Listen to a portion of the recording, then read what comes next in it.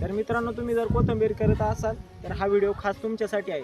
तर कोथिंबीर करताना प्रमुख येणाऱ्या अडचणीमध्ये सुरुवातीला हा उतार हवा होणे गरजेचे आहे। जर उन्हाळ्यामध्ये जर कोथिंबीर करत असाल तर उतार हवा होत नाही, प्रामुख्याने सर्वांनाच माहिती। तर उतार होण्यासाठी मी तुम्हाला एक आयडिया सांगत आहे। तर एक 250 लिटरचं बॅलर घ्यायचे आणि 1 एकर क्षेत्रासाठी 50 किलो दाणा घ्यायचा आहे आणि त्यामध्ये एवर गोल घ्यायचे आपल्याला।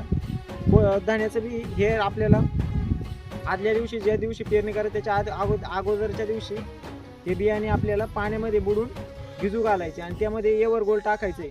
एवर गोल टाकल्याने काय होणार, जे आपले बॅक्टेरिया असतात जमिनीमधले त्या नष्ट होणार आहेत आणि बियाणे आपले व्यवस्थित बीज प्रक्रिया होणार आहे। तर सकाळी ज्या दिवशी बिजाय घातले त्याच्या दुसऱ्या दिवशी नंतर सकाळचं आपल्या ते बियाणे आपल्याला उघड्यावरती सुकायला ठेवायचे सावलीखाली, जेणेकरून ते बी सुकल्यानंतर आपल्याला पेरणी करायला व ठोकायला सोपे जाईल। 1 एकरसाठी क्षेत्रासाठी आपण 50 किलो धान्याचे बियाणे वापरायचे, जेणेकरून उन्हाळ्या दिवसाला जर्मिनेशन जरी कमी होत असेल तर दाट दाणा असल्यानंतर त्या पिकामध्ये स्पर्धा चालू होऊन लवकर धान्याची वाढ होती व ग्रीनरी चांगली राहते। अशाच माहितीसाठी आपल्या चॅनलला सबस्क्राईब करा आणि शेजारील बेल आयकॉन देखील प्रेस करा।